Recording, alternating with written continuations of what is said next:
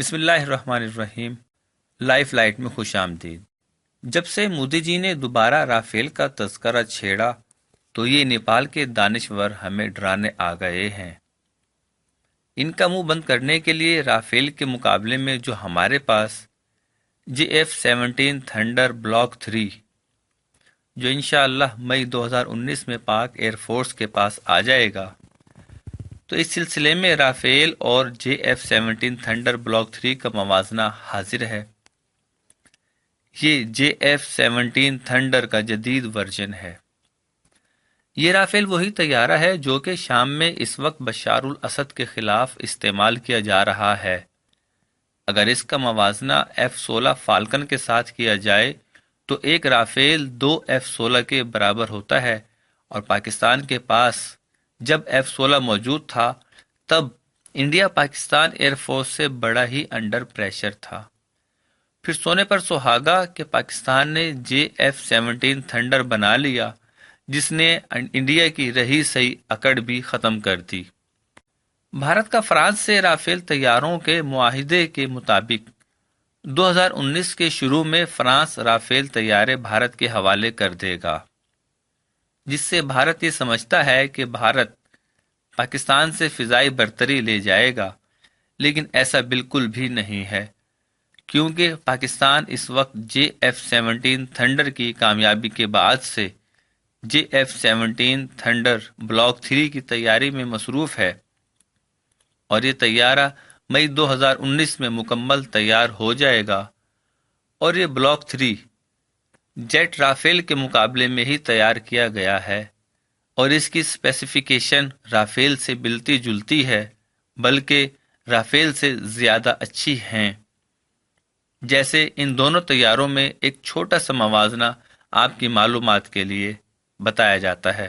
Rafale jet multi role fighter, لمبائی 15.3 metre, قیمت $94 million, طیارے کی range 3700 kilometre, service ceiling 5000 feet, speed 1912 kilometre فی گھنٹہ، ونگز سپن 11 میٹر۔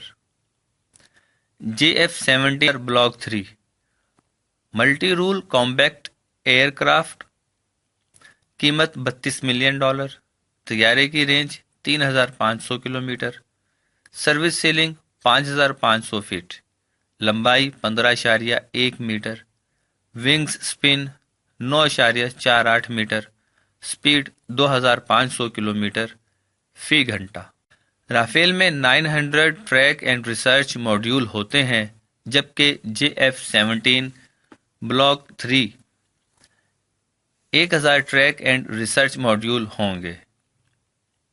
اسی طرح رافیل 13 ویپن اسٹیشن کے ساتھ ایک بھاری فائٹر ہے، جبکہ JF-17 thunder block 3 11 weapon station کے ساتھ میڈیم فائٹر ہے، جبکہ JF-17 تھنڈر ایک لائٹ فائٹر ہے۔ رافیل میں میزائل ٹیکنالوجی BVR استعمال ہوتی ہے، جس میں عام موٹر کی بجائے ریمپنٹ انجن استعمال ہوتا ہے، جس کی سپیڈ عام موٹر سے ٹھیک ہوتی ہے، اور اس کی رینج 150 کلومیٹر تک ہوتی ہے، جبکہ JF-17 تھنڈر بلاک 3 میں PL-15 استعمال ہوتی ہے، جو کہ چین کا 2016 میں نیا میزائل لانچ تھا، جس پر امریکہ سمیت ساری دنیا نے تحفظات کا اظہار کیا تھا، اور اس کی رینج تقریباً 300 کلومیٹر تھی، اور یہ میک 6 سے زیادہ کی کیپیسٹی کا میزائل، وار ہیڈ اور نیوکلیئر وار ہیڈ لے جانے کی صلاحیت رکھتا ہے، جبکہ بھارت کے پاس تازہ ترین میزائل میک 3 سے زیادہ کا نہیں ہے۔ میک نمبر ایک ریشو ہوتی ہے جو کہ فلوئڈ فلو انجینئرنگ میں کسی چیز کی سپیڈ کو آواز کی سپیڈ سے تقسیم کرنے سے حاصل ہوتی ہے۔